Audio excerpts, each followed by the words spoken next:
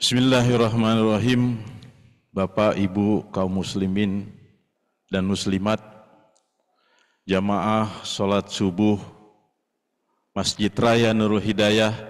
Assalamualaikum warahmatullahi wabarakatuh. Waalaikumsalam warahmatullahi wabarakatuh. Amin ya rabbal alamin. Alhamdulillahi rabbil alamin adada khalqihi wa ridha nafsihi wa zinnata arsihi wa midada kalimatihi. Asyhadu an la ilaha illallah wa asyhadu anna Muhammadan abduhu wa rasuluh. Allahumma salli ala sayyidina Muhammad wa ala ali sayyidina Muhammad wa ba'du. Rabbi a'udzu bika min hamazatis sayatin wa a'udzu bika rabbi ayyahdurun. Jamaah sholat subuh berjamaah Masjid Raya Nurul Hidayah, baik yang melalui offline maupun yang melalui online atau Zoom meeting, kami haturkan terima kasih. Semoga kesehatan untuk kita semua, semoga rizki melimpah untuk kita semua, semoga kesejahteraan untuk kita semua.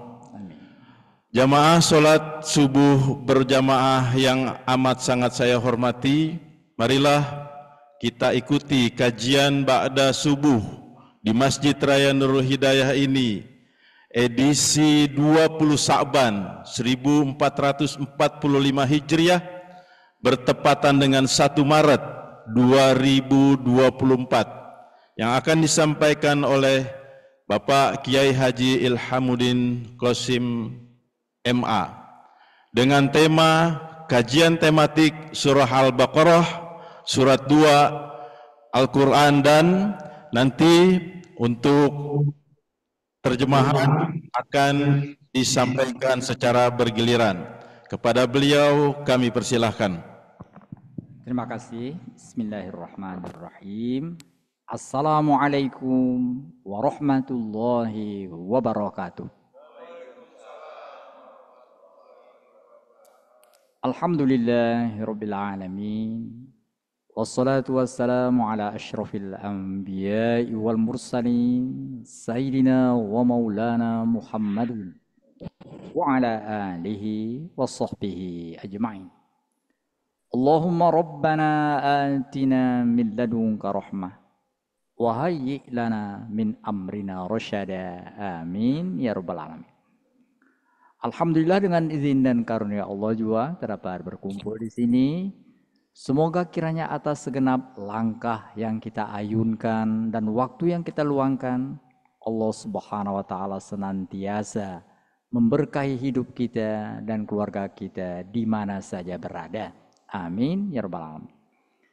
Baiklah, seperti dikatakan tadi, kita akan mulai sesuatu yang baru karena kajian tematik ini untuk edisi pertama, yaitu membahas surah-surah Al-Quran berdasarkan namanya. Jadi kita telah membahas surah Al-Baqarah, temanya Al-Baqarah. Nanti surah Ali Imran, temanya Ali Imran. Itu namanya tematik suwari. Jadi tema Al-Quran berdasarkan nama suratnya. Alhamdulillah telah selesai sampai 114.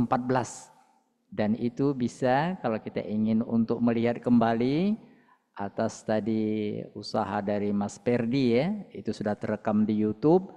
Itu durasinya antara 30 sampai 60 menit. Dan kalau tidak sempat menyiapkan waktu sepanjang itu, telah dibuat resumenya. Jadi setiap surat itu ada resumenya. Resumenya itu intisarinya hanya memakai durasi waktu antara 3 sampai 4 menit.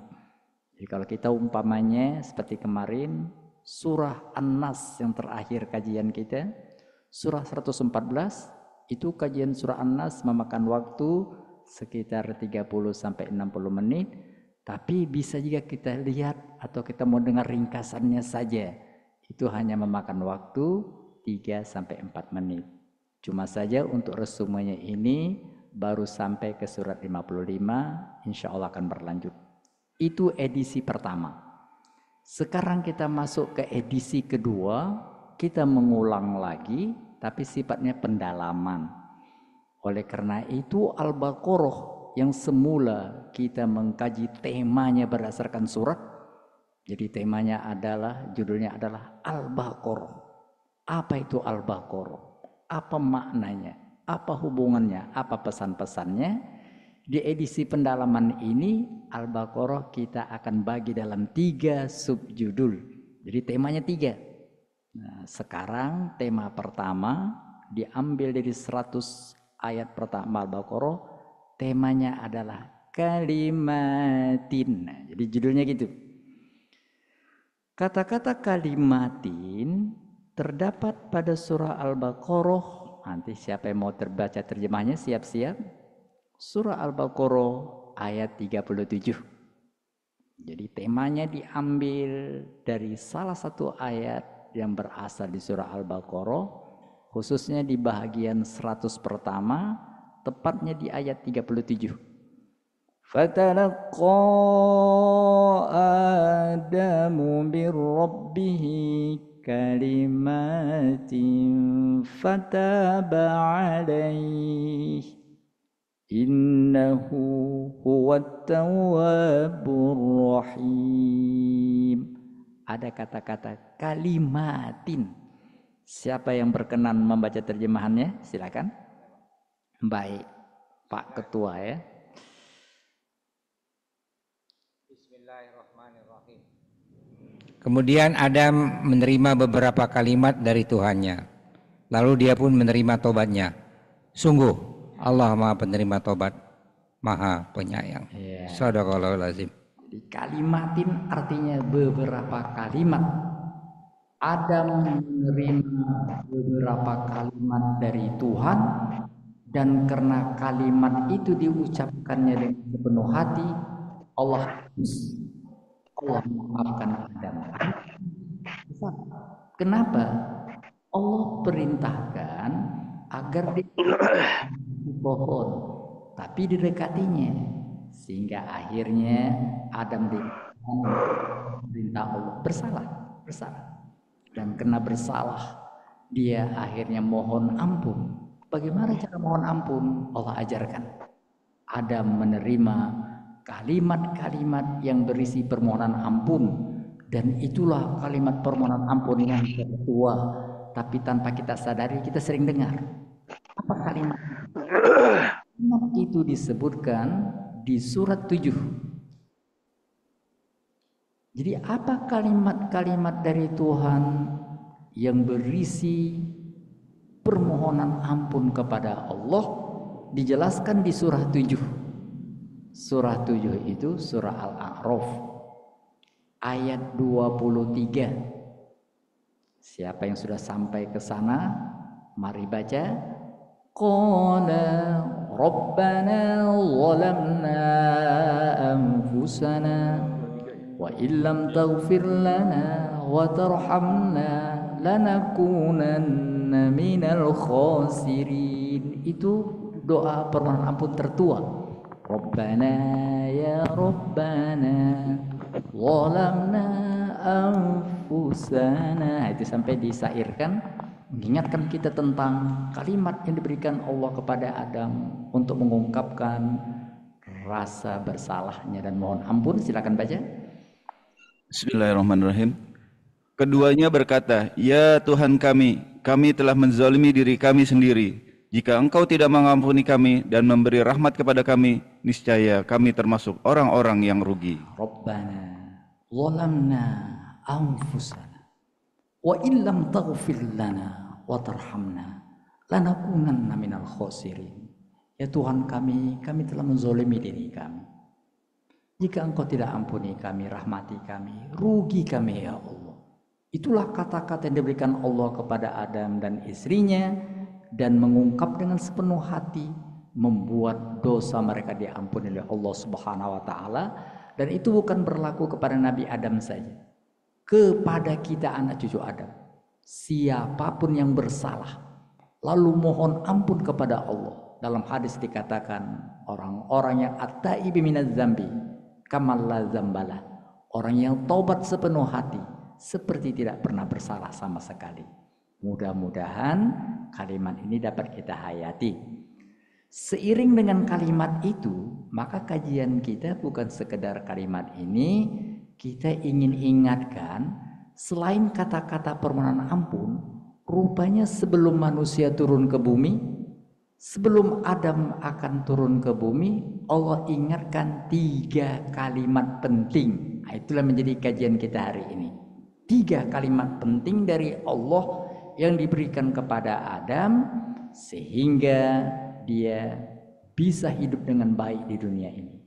3 pesan penting diberikan Allah kepada Adam ini, itu diingatkan turun-temurun oleh para nabi, oleh orang-orang pilihan. Apakah kalimatin? 3 kalimat penting itu. Pertama, Adam diingatkan bahwa di bumi itu sementara, dunia itu sementara. Kita semua akan kembali ke surga. Itu pertama. Nah, jadi siapapun yang jelas identitasnya anak cucu Adam, dia akan kembali ke surga. Itulah sebabnya manusia dikatakan ya bani Adam, wahai anak cucu Adam. Artinya sebagaimana Adam diciptakan di surga, disuruh makan minum di surga, siapapun yang terdaftar sebagai anak cucu Adam yang sah kembali ke surga. Itu pesan pertama. Jadi ingat, kita nenek moyang kita di surga, kita turun ke dunia. Kata Allah, dunia hanya tempat sementara, kalian akan kembali ke surga. Itu ditegaskan di surat Al-Baqarah kajian kita ini di ayat 36. فَأَزَلَّهُمَا الشَّيْطَانُ عَنْهَا ayat 36.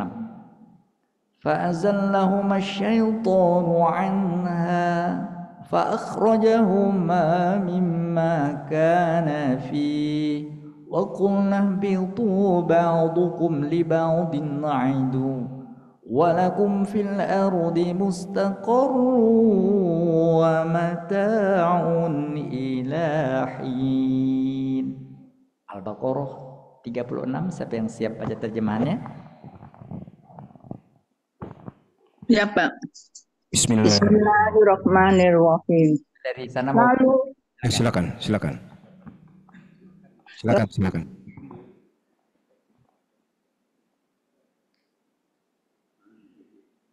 Ya, silakan. Silakan Ibu.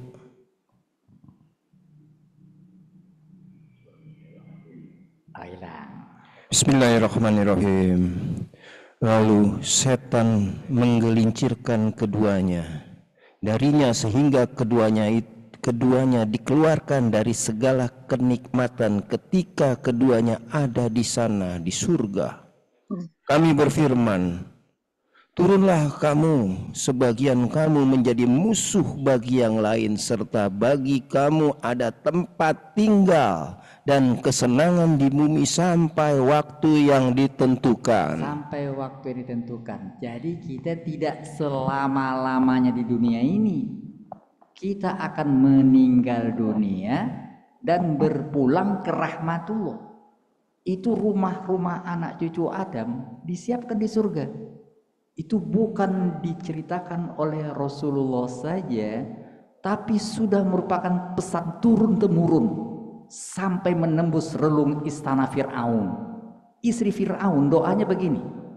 Mari siap-siap lihat terjemahan doa dari istri Fir'aun. Itu sudah ada doanya yang diajarkan oleh Musa alaihi salam, tertera di surat 66 ayat 11. Jadi bahwa ada rumah menanti anak cucu Adam di surga, itu telah dijelaskan dari dulu. Pada surat 66 ayat 11 dikatakan begini.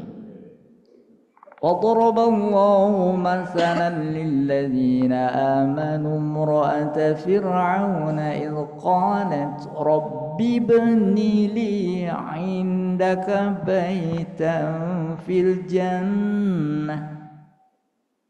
Dapat? Surat 66 ayat 11. Dan Allah membuat perumpamaan. Dan Allah membuat perumpamaan bagi orang-orang yang beriman. Istri Fir'aun ketika dia berkata, ya Tuhanku, bangunkanlah untukku sebuah rumah di sisimu, dalam surga, dan selamatkanlah aku dari Fir'aun dan perbuatannya, dan selamatkanlah aku dari kaum yang zalim. Iya. Jadi kata istri Fir'aun, ya Allah buatkan untukku sebuah rumah di surga. Dia sudah booking dari awal. Jangan sampai kita ketinggalan booking. Dia katakan, ya Allah, aku minta rumah itu yang dekat denganmu ya Allah. Ibnili indak baitam fil jannah. Dia booking tempat kapling dia nanti, ya Allah, dekat denganmu ya di surga. Jadi sekali lagi, pesan Allah kepada Adam telah berkelindang dari mulut para nabi sampai ke masa Fir'aun, sampai kita sekarang. Saya menyampaikan pesan itu, bahwa siapapun anak cucu Adam yang sah, dia akan mewarisi surga, karena surga itu adalah warisan. Seperti dikatakan di surah 7. Kembali ke surah 7 ayat 43. Wa naza'na ma fi sudurihim min ghillin tajri min taht. Silakan. Dan kami mencabut rasa pendendam dari dalam dada mereka, di bawahnya mengalir sungai-sungai. Mereka berkata, segala puji bagi Allah yang telah menunjukkan kami ke surga ini. Kami tidak akan mendapat petunjuk sekiranya Allah tidak menunjukkan kepada kami. Sesungguhnya Rasul-Rasul Tuhan kami telah datang membawa kebenaran. Diserukan kepada mereka, itulah surga yang telah diwariskan kepadamu karena apa yang telah kamu kerjakan. Surga itu warisan. Kalau pakai amal ibadah kita nggak cukup membeli surga, nggak bisa. Makanya Rasulullah katakan, orang masuk surga bukan semata-mata amal ibadah, tapi adalah selain amal ibadah juga rahmat Allah. Rahmat Allah itu yang lebih besar dari segala amal ibadah kita. Oleh karena itu, sekali lagi pesan pertama adalah, wahai Adam, turun ke bumi hanya sementara waktu, kalian akan kembali. Itulah sebabnya kita katakan berpulang ke rahmatullah. Nah itu, bukan kita katakan dia tadi selama-lamanya dikubur, enggak. Orang meninggal dunia itu kita katakan berpulang ke rahmatullah. Itu kata-kata yang benar. Dia berpulang ke rahmatullah. Itu makanya Allah katakan jangan katakan mati, katakan dia kembali. Seperti dikatakan di surah 2 ayat 154. Yang mati itu untuk badannya di kuburan. Dia sedang berjalan menuju rahmat Allah. Jadi kata-kata mati pun tidak salah, tapi itu merujuk ke fisik. Matinya di kuburan, hidupnya di alam barzah. Mari kita lihat surat 2 ayat 154. Wala taqulu 154 ya. Wala taqulu liman yuqtalu fi sabilillahi amwat. Silakan. Dan janganlah kamu mengatakan orang-orang yang terbunuh di jalan Allah mereka telah mati. Jangan katakan mati. Terus ya. Sebenarnya mereka hidup. Mereka hidup. Tetapi kamu tidak menyadarinya. Sadarilah bahwa kita tidak mati. Kita hanya kembali. Karena itu kita sebut berpulang kembali ke rahmatullah. Itu pesan pertama. Pesan kedua. Pesan kedua, Allah ingatkan supaya kita ingat warisan yang menanti di akhirat nanti, supaya tahu bagaimana menjadi anak cucu Adam yang sah. Allah berikan petunjuk, itu intinya. Pegang petunjuk ini, the guidance of life, petunjuk hidup. Karena walaupun sudah dikatakan ada rumah menanti di surga, banyak orang yang lupa. Itu makanya dikatakan Anas, karena banyak nisyan, banyak lupa. Boro-boro kita pesan kemarin, pesan hari ini kadang-kadang lupa. Oleh karena itu Allah ingatkan, ini hati-hati. Kalian hanya sementara di dunia. Ada warisan menanti di surga. Nah, itu kadang-kadang suka lupa. Itu Sebabnya Allah berikan petunjuk. Jadi dikatakan di pesan kedua, pegang petunjukku. Dikatakan di surah 2 ayat 38. Qul nahbitu minha jami'a fa imma ya'tiyannakum minni huda faman tabi'a hudaya fala khaufun 'alaihim wala hum yahzanun. Silakan.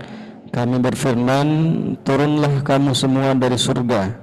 Lalu jika benar-benar datang petunjukku kepadamu, siapa saja yang mengikuti petunjukku, tidak ada rasa takut yang menimpa mereka, dan mereka pun tidak bersedih hati. Itulah makanya Allah katakan Quran ini petunjuk ke surga. Allah mengundang kita ke surga. Tapi seperti orang mengundang dan memberikan alamat, Allah memberikan kita, mengundang kita ke surga, memberi alamat. Ini petunjuknya ya. Oleh karena itu pegang petunjuk ini. Kita semua diundang Allah, bukan sekedar diingatkan, diundang Allah. Kembali ke surga. Kembali ke surga tempatmu. Seperti diingatkan di surah 10 ayat 25. Surah 10 surah Yunus alaihi salam ayat 25 berbunyi begini. Wallahu yad'u ila daris salam wa yahdi man yasha'u ila siratim mustaqim. Silakan. Allah menyuruh manusia ke Darussalam atau surga dan memberikan petunjuk kepada siapa yang Dia kehendaki menuju jalan yang lurus. Iya. Allah mengajak, menyeru, mengingatkan surga tempat kalian. Begini cara mendapatkannya. Itulah dia pesan yang kedua. Pegang petunjukku, jangan sampai tersesat. Yang terakhir, pesan ketiga. Berhati-hatilah terhadap penipu ulung, yaitu setan. Kenapa? Karena penipu ulung ini, iblis ini, itu bukan saja mengeluarkan Adam dari surga, tapi juga menghalangi anak cucunya kembali ke surga. Itu makanya Allah katakan, Rasulullah mengingatkan, semua orang kembali ke surga kecuali kalau nggak mau.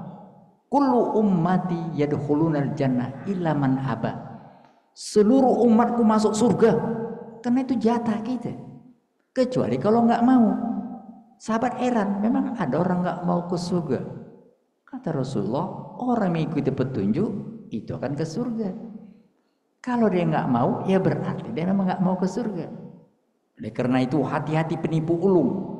Dia menukar Firdaus dengan paradiso. Mari ke paradiso, mari ke paradise. Firdaus palsu dunia ini membuat manusia lupa ada Firdaus yang menanti. Oleh karena itu hati-hati. Hai anak cucu Adam, jangan salah dua kali.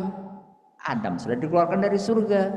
Jangan kalian anak cucunya lupa kembali ke surga. Itu dikatakan tadi sudah kita baca sekali lagi ayat 36. Fa'azallahuma asyaitanu anha fa'akhrajahuma mimma kana fi. Silakan. Sudah kita baca tapi sekali lagi. Al-Baqarah 36. Lalu setan menggelincirkan keduanya dari surga, sehingga keduanya dikeluarkan dari segala kenikmatan ketika keduanya ada di sana. Kami berfirman, turunlah kamu sebagian, kamu menjadi musuh bagi sebagian yang lain. Serta bagi kamu ada tempat tinggal dan kesenangan di bumi sampai waktu yang ditentukan. Hati-hati Adam, ingatkan ke anak cucumu, setan itu musuh. Dia berusaha agar tidak ada yang kembali ke surga, enggak ingat kampung halaman, ditegaskan juga di surat 35 ayat 6. Surah 35 itu surah Fatir. Inna syaitana lakum aduwwun fattakhidhuhu aduwwa innama yad'u hizbahu liyakunu min ashabis sa'ir. Silakan. Surah 35 ayat 6. Sesungguhnya setan itu musuh bagimu, maka perlakukanlah ia sebagai musuh. Sesungguhnya setan itu hanya mengajak golongannya agar mereka menjadi penghuni neraka. Syair yang menyala-nyala. Musuh. Dia hanya mengajak manusia ke neraka. Na'udzubillah min dzalik. Itulah intisari dari kalimatin pecahan dari Al-Baqarah. Al-Baqarah itu artinya sapi, artinya sapi tak ingat ke surga. Memang sapi memang bukan waris surga. Sapi itu untuk makanan kita di dunia. Itu. Sapi nggak perlu petunjuk karena akan berakhir dengan kalau sapi dibakar, dia nerakanya di dunia ini. Sapi juga nggak perlu takut sama setan, nggak ada peduli sama setan gitu. Tapi manusia beda. Dia harus memahami kalimatin. Itulah sebabnya dari Al-Baqarah kita pecah menjadi beberapa topik. Dan topik itu berkaitan dengan Al-Baqarah sebagai judul besar.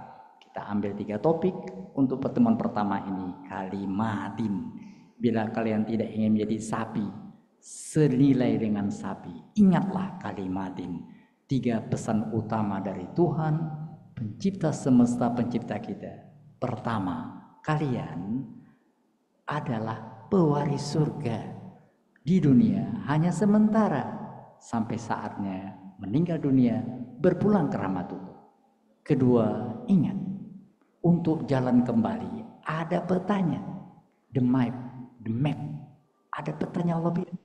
Oleh karena itu pelajari map itu dengan baik. Yang ketiga, hati tidak semudah itu. Tapi ada pengganggu jalan, yaitu setan. Dia telah menjerumuskan manusia dari awalnya. Oleh karena itu jangan sampai termakan tipu dayanya.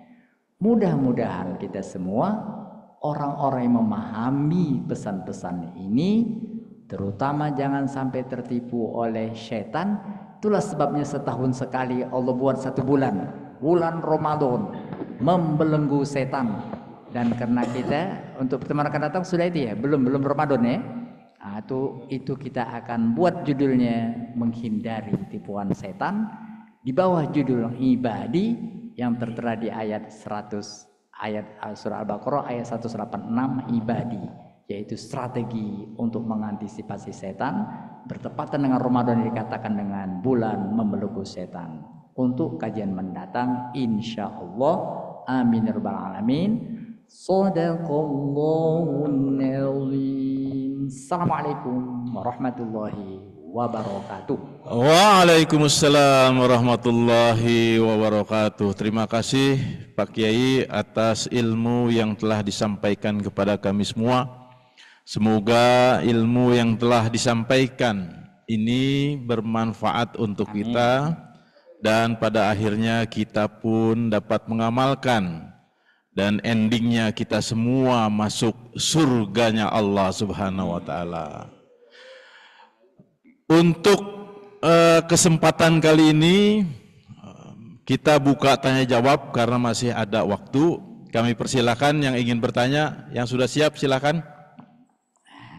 Assalamualaikum Ustadz. Assalamualaikum. Oh iya. Baik, kita beri kesempatan kepada yang jauh ya. Yang jauh itu maksudnya yang pakai online. Waalaikumsalam. Ustaz, mau bertanya, itu ada apa kalimat akhir dari surat Al-Baqarah itu kan Robbana la tu'akhidna inna sina aw akhtana. Itu apakah memang diperuntukkan untuk orang yang melakukan dosa tetapi dia karena tidak tahu apakah karena itu dosa, ataukah bisa berlaku untuk semua meskipun kita tahu bahwa itu dosa tetap kita lakukan. Itu aja Ustaz. Terima kasih. Assalamualaikum warahmatullahi wabarakatuh. Baik. Jadi tadi yang ditanyakan adalah tentang kata-kata yang terletak di akhir Al-Baqarah ya. Itu surah Al-Baqarah ayat 286 ada kata-kata Rabbana la tu'akhizna in nasina aw akhtana Rabbana wa la tahmil 'alaina isran kama hamaltahu 'ala alladhina min qablina ربنا ولا تحملنا ما لا طاقة لنا به واعف عنا واغفر لنا وارحمنا أنت مولانا فانصرنا على القوم الكافرين. Jadi yang pertama, 2 ayat dari Al-Baqarah ini Rasulullah rekomendasikan. Jadi siapa yang menghayati 2 ayat Al-Baqarah ini yang bagian terakhir 285, 286 dia baca ini dan dia tidak melakukan ibadah sunnah yang lain di malam itu, cukup 2 ini cukup.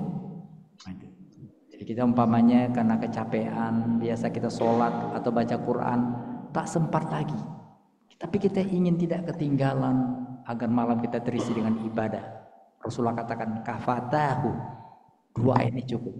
Karena itu kita baca dari mulai ayat 285 nah itu dan 286. Jadi sebelum la yukallifullahu nafsan itu ayat 286, tapi ayat 285 amanar rasul baca itu aja. Nah, itu. Lalu sesuai dengan pertanyaan tadi, itu ayat itu berisi setidaknya 3 pesan. Pertama, kalau kita bersalah dan bersalah itu karena kita nggak tahu atau lupa, Allah maafkan, itu jaminan itu.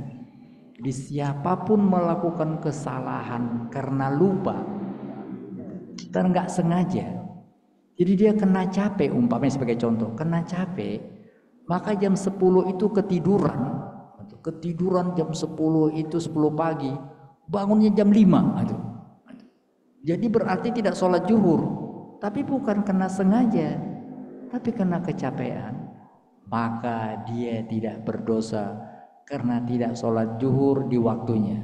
Tapi bukan berarti nggak sholat, ya sholat. Jadi caranya adalah setelah bangun dia sholat. Sama juga malam tadi nggak bisa tidur, jam 3 subuh, jam 3 dini hari mau subuh baru tertidur, bangunnya jam 11. Nah, itu. Tidak lewat subuh, lewat suruh, lewat duha. Itu. Jadi bagaimana? Rasulullah katakan siapa yang tertidur, maka waktu sholatnya adalah saat dia bangun. Jadi la tu'akhizna, jangan hukum kami karena kami bersalah. Dalam hadis dikatakan Allah jawab iya. Jadi siapapun melakukan kesalahan karena tidak sengaja, Allah akan ampuni. Itu 1. Kedua, untuk umat Muhammad ini ada diberi Allah plus hebatnya kita ini. Dulu kalau umat yang lalu kalau berdosa ada tandanya. Itu mungkin kira-kira seperti Pinocchio, kalau dia tadi bohong hidungnya panjang, kayak gitu ada tandanya. Tapi umat Muhammad kalau bersalah nggak ketahuan, itu rahmat Allah. Itu rahmat, jadi nggak ketahuan. Oleh karena itu siapapun melakukan kesalahan tapi orang nggak tahu, dia tahu. Kalau tadi dia nggak sadar, nomor 1 tadi, ini enggak. Dia tahu dia bersalah, tapi orang nggak tahu, itu beda. Kalau tadi dia nggak tahu, dia nggak sengaja. Ini nggak, dia sengaja salah, tapi orang nggak tahu. Apabila kita pernah melakukan kesalahan dan orang nggak tahu, itu di hadis dikatakan itu rahmat Allah. Allah itu punya nama namanya Sattar, Maha Penutup. Jadi jangan kalau kita bersalah ceritakan sama orang, jangan. Aku tadi malam itu minum, orang nggak tahu aja gitu. Jadi jangan stop. Siapa menutup kesalahannya ditutup Allah sampai hari kiamat. Kita lihat orang bersalah, kita tutup, ditutup Allah salah kita. Itu maksudnya jangan tadi itu timpakan kepada kami seperti yang terjadi pada masa lalu. Dinampakkan Allah, tapi kita ditutup Allah. Dan Allah mengingatkan melalui Rasulnya, nanti kalau kita bersalah atau melakukan kesalahan, jangan dibeberkan bahkan dibanggakan. Tuh aku mencuri sana, enggak ada yang tahu aja gitu. Jangan itu. Kita tutup kesalahan kita sebagai rasa kerendahan hati kita, dan supaya Allah menutup kesalahan itu. Jadi siapapun menutup aib orang lain, Allah tutup aib dia. Dan aib kita sendiri, kita tutup, yang cerita-ceritakan. Cukuplah antara kita dengan Allah. Siapa yang melakukan itu, Allah akan tutup kesalahannya. Itu maksud yang kedua. Yang ketiga adalah ayat itu mengatakan kesalahan yang paling patut kita hindarkan adalah kesalahan disebabkan kekafiran. Wansurna 'alal qaumil kafirin. Karena kalau kafir, itu tadi itu. Kafir berarti tercoret dari anak cucu Nabi Adam. Itu makanya Nuh mau mengatakan, ya Allah tolong anakku. Kata Allah, dia tercoret. Kenapa? Dia nggak melakukan kesolehan. Dan karena itu hindari kekafiran. Kekafiran menutup pintu ke surga. Tadi dikatakan bahwa surga menanti kita, kecuali kalau nggak mau itu apa? Kafir itu menutup diri, nggak mau, nggak perlu sama surga itu. Oleh karena itu pesan ketiga di ayat tadi adalah jangan tutup pintu surga dengan kafiran kita. Kira-kira itu Bu maksud dari Al-Baqarah ayat 286 tadi. Nah, terima kasih Ustadz. Ya, sama-sama. Masih ada komandan? Baik, pakai mic boleh supaya kedengaran. Assalamualaikum warahmatullahi wabarakatuh. Waalaikumsalam. Pak Ustadz, kami ingin menanyakan tadi keterangan bahwa seluruh anak Adam nanti akan kembali ke surga. Tadi, kalau nggak salah tadi begitu ya. Bagaimana dengan orang-orang kafir ya? Orang-orang kafir yang mereka juga ada beberapa di dalam Al-Quran itu dinas atau ditetapkan dia masuk ke dalam neraka dan dia lahum fiha kholidun, dia kekal di dalamnya. Itu yang pertama ya. Terus yang kedua tadi mengenai orang yang lalai dalam sholatnya ya, karena kelelahan, kecapean ya.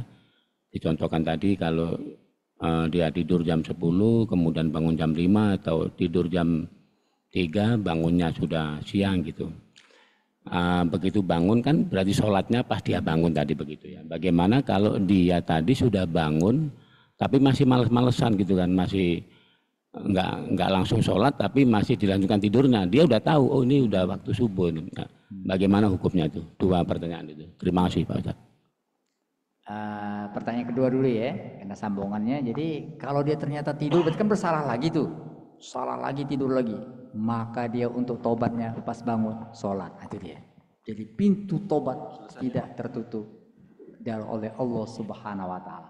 Yang tadi makanya jangan ulangi lagi, karena takutnya pas tidur yang kedua tadi malas tidur, tertidur terus sampai kiamat. Itu bahaya. Nah, itu makanya kalau dia tidur berarti kan bersalah 2 kali nih, bersalah 2 kali bangun, istighfar. Itulah hebatnya Allah, ampunan Allah itu tidak terbatas. Mari kita lanjutkan dengan pertanyaan pertama. Pertanyaan pertama, siapapun yang menutup diri, katakanlah bukan sekedar kafir tapi musyrik. Udah musyrik dia bunuh orang. Udah bunuh orang dia berzina. Itu bertimpa-timpa dosanya. Memang Allah katakan dia neraka selama-lamanya. Kita lihat surah 25 ayat 68.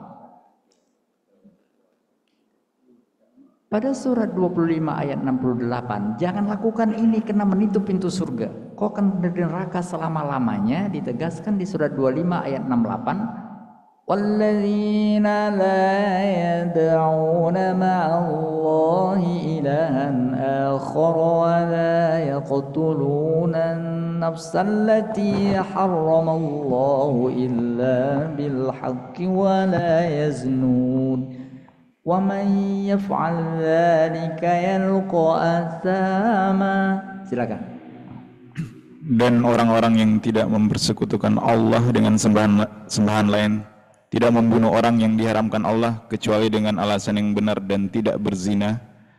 Siapa yang melakukan demikian itu niscaya mendapat dosa. Dia akan mendapatkan dosa, yaitu tertutup pintu surga. Kenapa? Kesalahannya kafir, musyrik, membunuh dan berzina. Lanjut.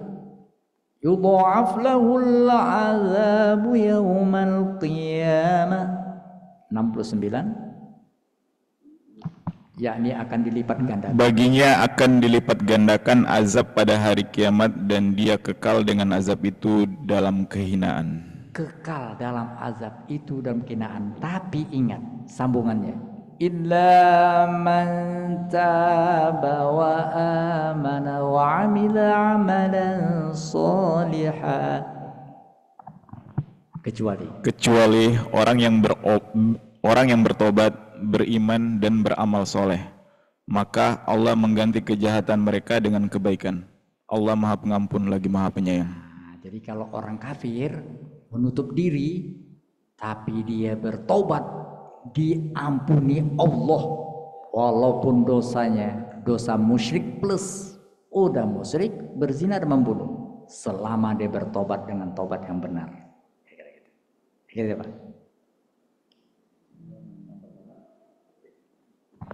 Kita batasi 3, berarti tinggal 1 lagi ya kalau pertanyaannya. Kalau enggak berarti kepada baik.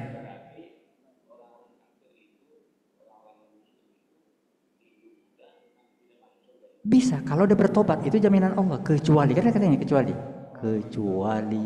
Ada kecuali. Baik. Iya.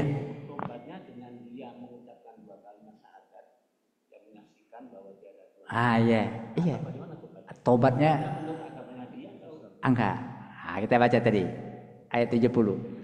Illa man taba wa amana wa amila sholihan fa ulaika yubaddilullahu sayyiatihim hasanat.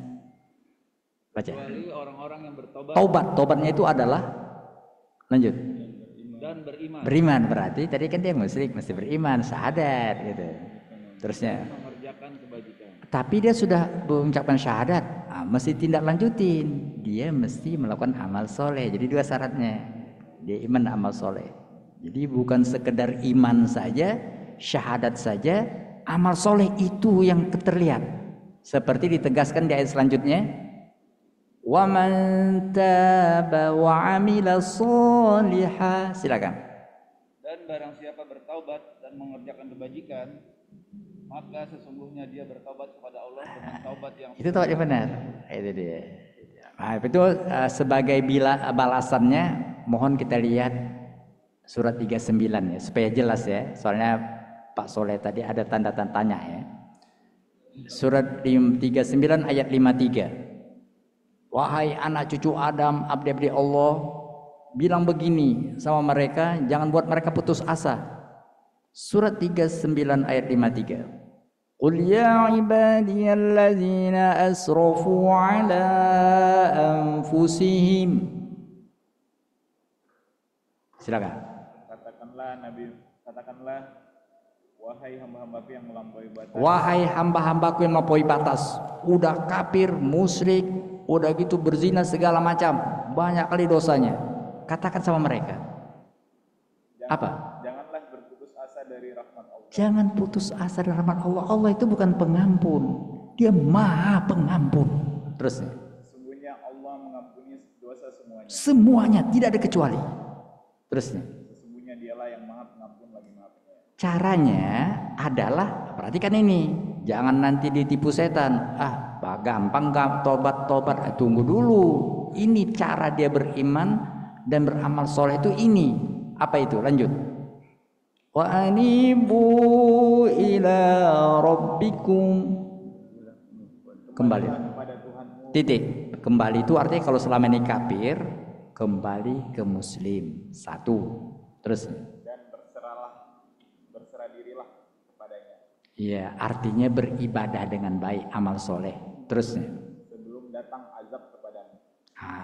Tandanya jangan diundur-undur, itu dia. Jadi apakah tanda orang itu tobatnya diterima? Pertama, kalau dia kafir, dia mengucapkan syahadat. Kedua, setelah itu dia menegakkan sholat, dan itu dilakukan dalam tempo yang cepat. Kenapa? Karena kalau dia kafir ngetem sampai kafir, tertutup kesempatan. Seperti dikatakan di surat 4. Setelah ini kita habiskan, kita berlari ke surat apa? Walaupun Allah Maha Pengampun, tapi ada ininya. Makanya hati-hati, setan main di sini. Setan itu dengar ayat ini.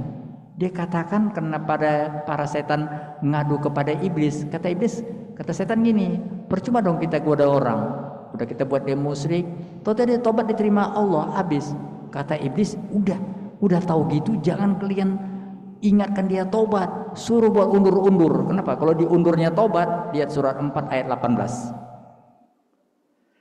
Pada surat 4 ayat 18, walaisatit taubatu lilladzina ya'maluna sayyi'at. Tobat enggak diterima lagi. Ya, itu dia permainan iblis itu, membuat manusia mengira tobat itu begitu mudahnya. Tunggu dulu, setan itu dia enggak kehilangan strategi. Dibuatnya manusia mengundur sampai last minute. Terjemahkan surat 4 ayat 18. Bagi orang-orang yang melakukan keburukan. Iya. Sehingga apabila datang ajal kepada seorang di antara mereka, barulah dia mengatakan, saya benar-benar bertobat. Nggak terima lagi itu. Terusnya. Tidak pula bagi orang-orang yang meninggal dunia, sementara mereka di dalam. Kalau dia mati dan kafaran itu nggak kena lagi. Terusnya. Setelah kami sediakan azab yang sangat pedih bagi mereka. Itu dia Pak, kayak kira gitu Pak. Bisa ditangkap itu ya. Kalau ya boleh. Nah, iya. Iya.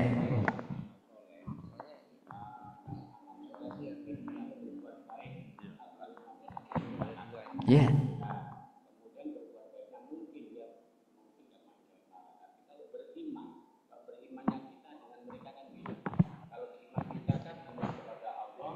Inilah malaikat Allah, Rasul Allah, sama ini yang 6 itu iman. Tapi mereka berimannya mereka bagaimana Pak? Iman kita. Berimannya mereka orang-orang kepada kafir Muhammad itu apa? maksudnya. Beriman pada Muhammad, bukan beriman cara dia. Cara dia kan salah. Iman kepada Tuhannya masing-masing. Enggak, gitu. Makanya dikatakan ini biar gampangnya.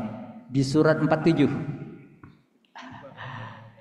Jadi Pak, imannya begini. 4 surat imannya bagaimana? Imannya dikatakan di surat 47 ayat 1 dan 2. Allazina kafaru wa saddu an sabilillahi qad dhallu dhalalan ba'ida. Silakan. Orang-orang yang kufur dan menghalang-halangi manusia dari jalan Allah, dia akan menggugurkan amal-amal mereka. Titik. Ayat keduanya, ini perhatikan baik-baik. Dan orang-orang beriman. Orang-orang yang beriman, beramal soleh dan beriman pada apa yang diturunkan kepada Nabi Muhammad SAW. Sifatnya masih iman pada Muhammad, bukan berdasarkan iman dia. Bahwa ia merupakan kebenaran dari Tuhan mereka. Allah menghapuskan kesalahan-kesalahan mereka dan memperbaiki keadaannya. Maka tadi kata dia, bukan model dia kan dah salah. Model dia salah, makanya iman itu maksudnya iman kepada Muhammad. Itu ditegaskan. Baik, supaya jangan sampai jam 8 Pak, kita tutup sini Pak, karena tadi 3 kali ya, nanti kita sambung lagi Pak ya. Baik, saya rasa sudah cukup ya. Waktunya juga yang akan memisahkan kita ini. Memang selalu menarik kalau mengkaji Al-Quran ini, selalu menarik. Apa kita mau sampai zuhur? Kiainya yang nggak canggup ini, ada kegiatan lain. Baik Bapak Ibu yang amat sangat saya hormati, alhamdulillah kajian satu persatu ayat telah dijabarkan oleh guru kita. Mudah-mudahan ini semua bermanfaat buat kita semua dan kita mampu mengamalkannya. Jadi janganlah putus asa apabila ada orang yang tidak mau diajak subuh berjamaah, oh lu nggak mau ke surga. Itu tadi surat Al-Baqarah ayat 36 kalau nggak salah ya. Jadi semua sudah terjawab di dalam Al-Quran. Baik, Terima kasih. Kita tutup Pak Ali. Mari kita tutup kafaratul majlis. Bismillahirrahmanirrahim. Subhanakallahumma wa bihamdika asyhadu an la ilaha illa anta astaghfiruka wa atubu ilaik. Summa assalamualaikum warahmatullahi wabarakatuh. Waalaikumsalam warahmatullahi wabarakatuh.